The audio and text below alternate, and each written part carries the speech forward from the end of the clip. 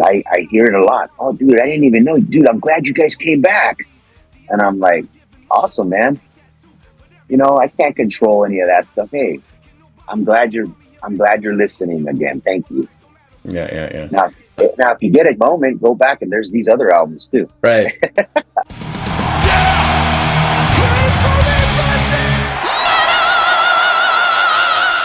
I decided it was time for me to live, but the hardest part is trying. They say you either get busy with living, or get busy dying. You see, there's only... Marcos, how are you doing today? Because I know that this is a hectic time for you and it's non-stop promotion and the album's out now. Just let's start easy. How are you doing? You know what? Happy to be here. Thank you for the time. But things are great. The response has been incredible. And, when you're an artist and you complete something, this album was completed about a year and a half ago, you definitely have to learn about patience is a virtue, because you want it to come out and see the light of day. And when that day was upon us on Friday the 3rd, I was like, yes, finally. And, but you know what? Good things take time. And the way that this album came to breathe and become alive, I wouldn't change it for anything, because this is that's what makes it special. So I'm doing good. Does that mean that, with all that pent up, excitement and anxiety and all the roller coaster emotions until the release, does that mean that if I was talking to you a week ago before the release, that I would have a very different Marcos, or would you still, be able to kind of put things in perspective and be your calm self? I'd be chill, but at the same time, I'd be a little restless because I want it to come out. Yeah. But all right. That's been the long runway. We started releasing tunes. We did drop in September, I believe, of last year. Yeah. And we just started waterfalling songs every 2 months. And now the album's out. I couldn't be more happy. So, it's amazing, man, because they're like your children. They actually go on out, do your thing. Yeah. The songs are like your children. So definitely excited and grateful, man, because we've been a band for so long, and to be able to create something that's actually making people feel like, I would say 95 to 98% of the response has been amazing with regards to reviews. And there's a couple haters here and there, but I and we have done our job if we're making you feel a certain way. So that's a good thing, man.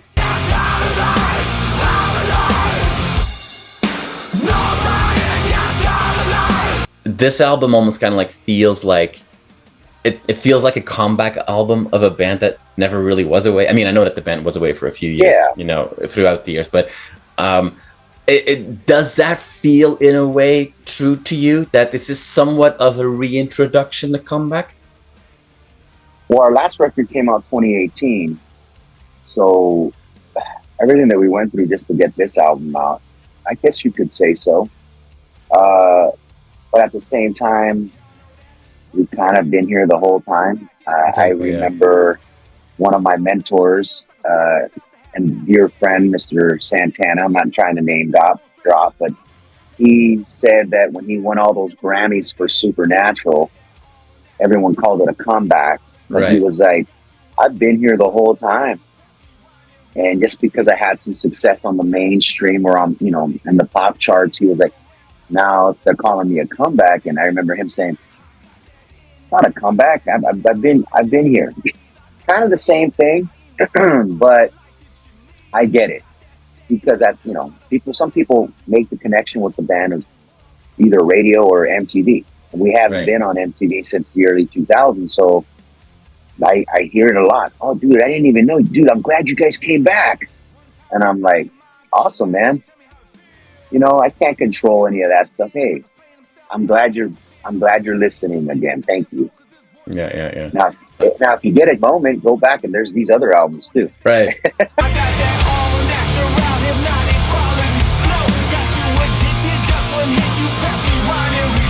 You're somebody that's been very open about a bunch of stuff, about your health recently as well, and your kind of views on life and gratitude and happiness and all that kind of good stuff. you're mentioning the early days, you know, oh, we were on MTV in 2000, whatever. In those days, we didn't have social platforms like we have today. But if they would have been around, like, would a 25-year younger Marcos have been? Would you have exuded the same kind of energy and the same view on life, or is that something that you really, as a person, also had to mature? I truly believe you do have to mature. Your head is in a different place at that age. Yeah. That's why, like, even people that get married at a very young age, the odds are against you. Because you know, a lot of people don't know what they want in their 20s. Right. And you know, speaking from experience, you know, I went through a divorce at a young age, and one of the guys, the mediators at the moment, was like, if I could just put into law, you can't get married till you're in your 30s because no one really knows what they want in their 20s. And I go, that makes a lot of sense. I think it would be the same for any artist. Like, you know, like, my mentality back then was way different than it is now. Right. On all levels, physically, spiritually, emotionally. But I don't think I would have got here if I didn't go through that. You know, that's part of the journey. And sometimes the journey hurts, the peaks, the valleys. And I'm really grateful for that, because those are the lessons I needed to learn as a human, as a soul. Yeah. And one of the songs on the album, as you talk about this journey and kind of like, you know, bringing that together, one of the songs that seems to epitomize that is the song "We Are One," which feels like a special one as well. You know, for me, could be perfectly primed to be another single. Like, I see a lot of people relate to that song. Is it just me feeling that one is special, or because I know it's not really a focus track at the moment, but how do you guys in the band look at that? Well, when we wrote it, we were definitely talking about things that we were going through individually and collectively as a band, internally, and the parallels with humanity with regards to the pandemic. That's how we were feeling. And when we wrote that, we were like, man, this is our struggle. We are one. Like, that's not just for everybody. That was for me and Sonny, Dre. Like, hey man, we weren't considered essential. Our livelihood was being questioned. It's like, are we ever going to get back to being able to rock and entertain and have fun? We weren't sure. So we started to question ourselves, like, hey man, what other career am I going to have to do if I haven't, you know, I've been doing this since I was in my, you know, early 20s. This is all I know. What would I have to go do? This is weird. So we definitely appreciate it more, in the sense of, we had a love-hate thing with going out on the road. And, you know, not saying that we still miss being home, but we appreciate it more. Like, hey man, we're thankful to just be out here rocking crowds and meeting people, because there was a time when we couldn't do any of it. So we are one, and we all have our struggles.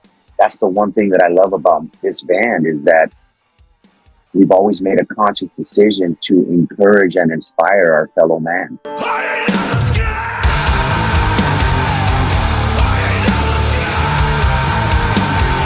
There's an undeniable resurgence in popularity for all things late 90s and the whole music scene back then. The original Youth of a Nation is now in their 40s and 50s. I know. But and they might be standing a little bit more at the back at shows, bumping their heads. But we see all of a sudden this, and this is also the cool thing about these social platforms nowadays. You can just with 2 clicks see, oh, the people that are actually interacting with my content, whether it's songs or whether it's, you know, posts or whatever, they're this demographic. Do you also see that at shows now, that the crowd is becoming suspiciously younger? It is. Every night I like to do a little climate check with the crowd. I like to say, out of curiosity, how many people have seen P.O.D live before? You know, there's a lot of hands that go up, but then there's a lot that don't. And then I say, how many of you guys is your first time? And then the other half of the room's putting their hand up, and we're like, wow. So I you know, I say a little joke. I'm like, what took you guys so long? And it was like that when we went over to the UK in March. We were playing Wembley Arena, and I said the same thing, and it looked like, wow. And such a beautiful thing to be able to jump and connect with different generations. Like, we grew up with a lot of people listening to our music. Mm-hmm. Now they're bringing their kids, and sometimes their grandparents. We've gotten to a place where it's like, wow, look at the generations, the families that are coming together to enjoy our music. It's a beautiful thing. Don't wait, don't hesitate, better speak the truth, let it resonate and let it detonate and get blown away till you keep on rising to a higher place. Now, Marcos, I want to ask you a very important question. You've teased, I do believe you've teased a Don Wapo collaboration hot sauce. So what can we expect and when? You know what? A buddy of mine is the owner of that hot sauce, and they're his recipes. There's a recipe in particular. I'm not sure if you're familiar with spicy carrots. No. And Mexican food, there's a spicy pickled carrot, and it's really good. Well, they made it into a hot sauce. It's one of my favorites. So I was talking to him. I said, hey, dude, you guys ever think about doing a collab with somebody like us? And he was like, what? I would love to do that. So it's just a matter of time and getting all the details ironed out. But I mean, we didn't want it, because a lot of bands, they'll say, we're going to put our hot sauce or our coffee out, and they just find a generic brand and put their label on it. That's not the case. Like, we actually love the hot sauce. It'll be a collab with them, and it'll be something that we're like, hey, you've never tasted this before. You're either going to love it or hate it, but we really like it. Here you go. Yeah. So hopefully that comes into fruition.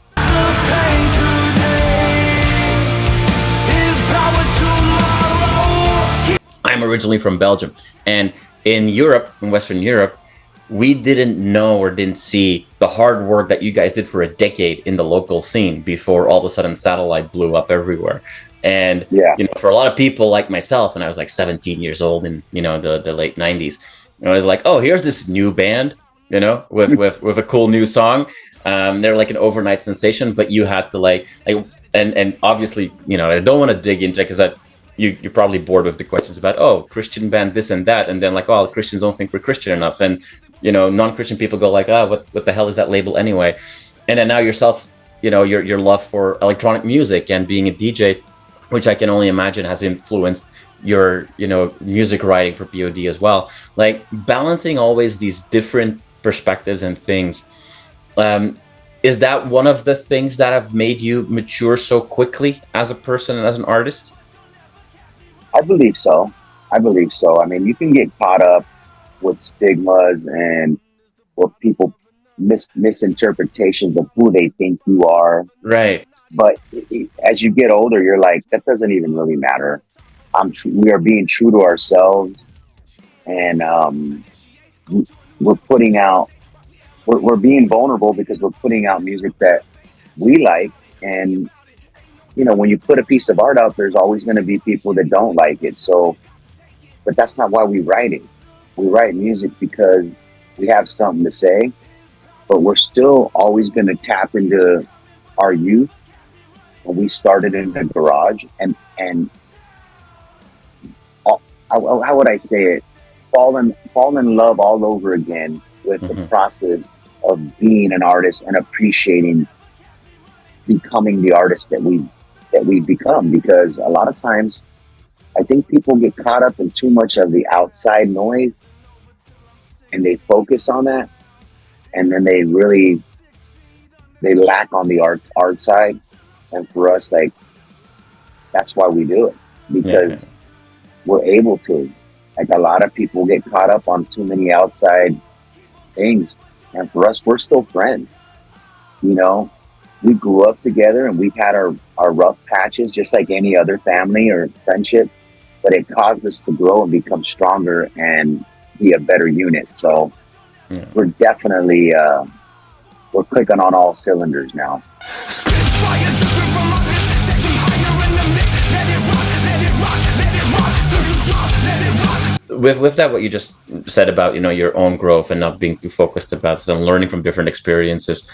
You know, people that follow you personally know that you have, you know, also been very interested in mastering the art of being a DJ and working with electronic music. Obviously, electronic. That happened during the pandemic. Right. But I've always been the big advocate with that here in this band. Early on, you would see glimpses of it because the guys aren't really big on it. They support me, and they've actually learned a lot from it, you know. But they're, you know, reggae, hip hop, which I love all that too. But I've always had an ear and a passion for the electronic stuff. Yeah. Even going back to Kraftwerk and Depeche Mode and that sort of thing. But on the EDM side, if you do your research, we had Crystal Method do a Boom remix back in the day. We had Paul Oakenfold do a remix of The Messenger. And that was because my love at that time for them artists and wanting that mix, you know, with us. So Yeah. that's still there. So during the pandemic, I was like, what can I do? And then I was like, why don't I do this? So I just started mixing live, and people were tuning in to hear my mixes. And I'm still doing it, man. It's a passion of mine, and it's just another tool. A lot of people think, well, you shouldn't mix, man. You're like a rock metal guy. What the heck are you doing? And I'm like, I'm doing exactly what I'm watering the seed and that connects to the soul as an artist. And whether you like it or not, you don't have to listen. This is just what I love to do, man. And that's part of my journey and part of my growth as an artist and as a human being. Has there been like that seed will continue to grow, and I'm sure will also now re-influence, you know, your P.O.D. stuff. Like, what's the biggest for you, biggest like lesson that you've learned or surprise that you've learned digging really into that, you know, mixing of electronic music, that after, you know, 30 years of a career, was like a bit of an eye-opening moment? Did anything like that happen? Well, I like to make the comparison of the controller is sort of like my pedal board on my guitar. Right. You know, you can manipulate time. You can actually mix certain things, use effects, and it's fun for me because I still have to come up with the idea of I'm going to mix this song with this song and try to make it work, right? So a lot of people don't see that side of it, and for me, I don't get caught up in, you know, scenes or what people think this or that's. Like, this is what I like to do. You can tune in or not.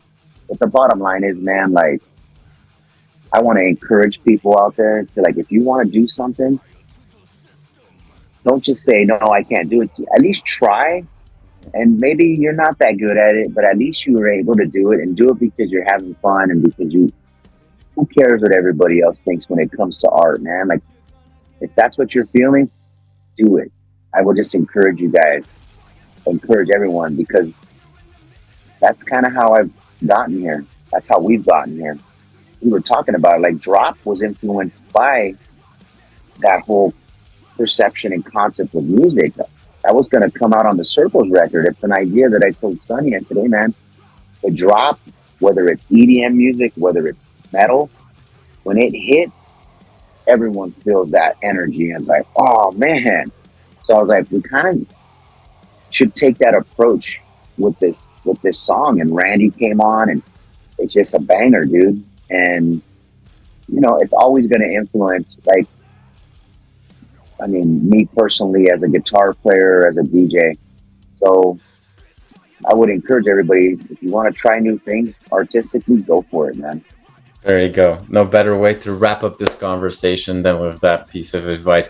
Marcos, thank you so much for your time. I do appreciate it because I know how hectic these days are for you. Thank you so much for your time. I appreciate you, man. Thank you.